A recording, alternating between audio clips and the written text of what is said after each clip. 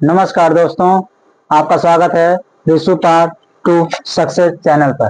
दोस्तों, जैसा कि पिछली वीडियो में हमने आपको बताया था, भारत के राष्ट्रीय आंदोलन और स्वतंत्रता प्राप्ति के कालक्रम 1885 से लेकर 1947 के बीच में विभिन्न कालखंडों में हमने बांट के पढ़ाया।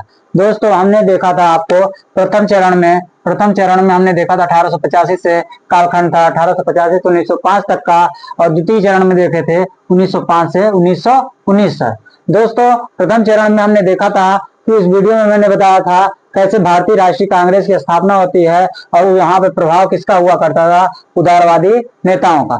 दोस्तों, इसी क्रम में द्वितीय क्रम में देख रहे थे 1905 से 1919 के बीच के कालक्रम में हमने आपको बताया कि उग्रवादी या गर्मपंथी दल के नेता थे।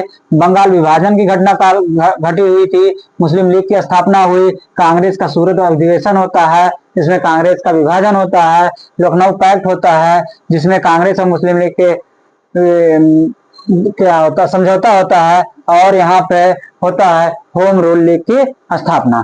तो ये दोस्तों मैंने प्रथम और द्वितीय चरण को कुछ ब्रीफ में आपको बताया हूँ। अब आते हैं हम यहाँ पे तृतीय चरण में, जिसमें होता है सबसे ज्यादा महत्वपूर्ण यहाँ से होता है तृतीय चरण में 1919 से लेकर 1947 तक। दोस्तों, यहाँ पे देखा जा रहा है तृतीय चरण में 1919 से लेकर 1947 में सबसे महत्वपूर्ण रोल किसका रहता है, महात्मा गांधी जी का।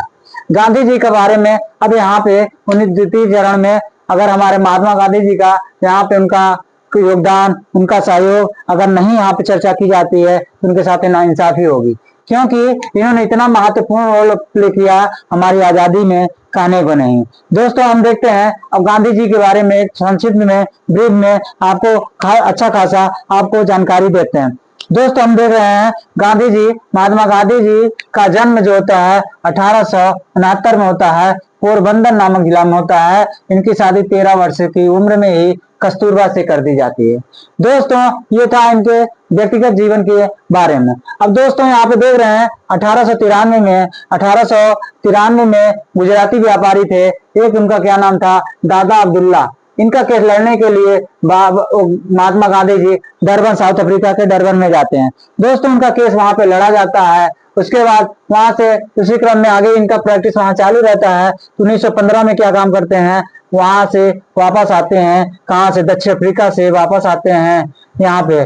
और इनके राजनीतिक गुरु कौन थे, गोपाल कृष्ण गोखले। दोस्तों, यहाँ पे इस क्रम में बता रहे हैं 1915 में दक्षिण अफ्रीका से भारत आते हैं, और इसी के उपलक्ष्य में जब महात्मा गांधी जी भारत आते हैं उसी के उपलक्ष्य में हमारे यहाँ भारतीय प्रवासी दिवस मनाया जाता है। दोस्तों, क्या मनाया जाता है, भारतीय प्रवासी दिवस।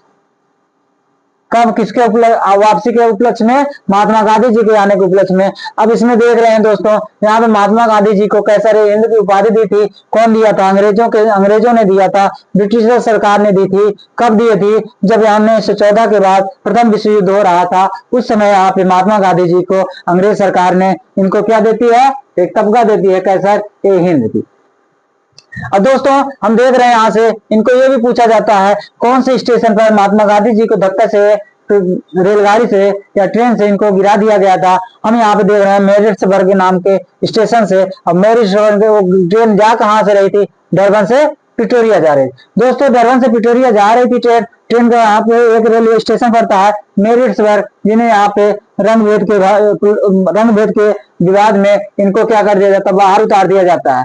दोस्तों, 1904 में ही डरबन में ही इन्होंने फिनिक्स नाम की एक फार्म वहां स्थापित करते हैं। इस फिनिक्स फार्म में वहां पे स्वाधीनता और संग्राम की बातों करने वाले या फिर स्वाधीनता के पक्ष में रहने वालों के लिए यहाँ पर एक फार्म खोलते हैं, जहां पर भारतीयों के रहने की अच्छी सुविधा मिलती थी। दोस्तों, अब देख रहे हैं यहाँ पे गांधी जी के मन में, छाप में, दिल दिमाग पे किसका सबसे ज्यादा यहाँ पे प्रभाव पड़ता है, रस्किन की किताब होती है अनटू लास्ट से ही इनके सबसे ज्यादा प्रभावित होते हैं इनकी किताब से, क्योंकि यहाँ पे सर्वोदय की बात करते हैं। यहाँ पे देख रहे हैं महात्मा गांधी जी किसकी बात कर रहे हैं, सर्वोदय का मतलब सबका कल्याण होना चाहिए, किसी एक आदमी का कल्याण हो, समाज में सभी लोगों को, चाहे किसी भी तबके का आदमी हो, चाहे वो छोटे तबके का हो या बड़े तबके का आदमी हो, किसी सोसाइटी का आदमी हो, सबके लिए क्या काम करते, समाज समान विकास की बात करते थे, ताकि उनका उधर बराबर हो सके। ऐसा ना हो कि कोई खास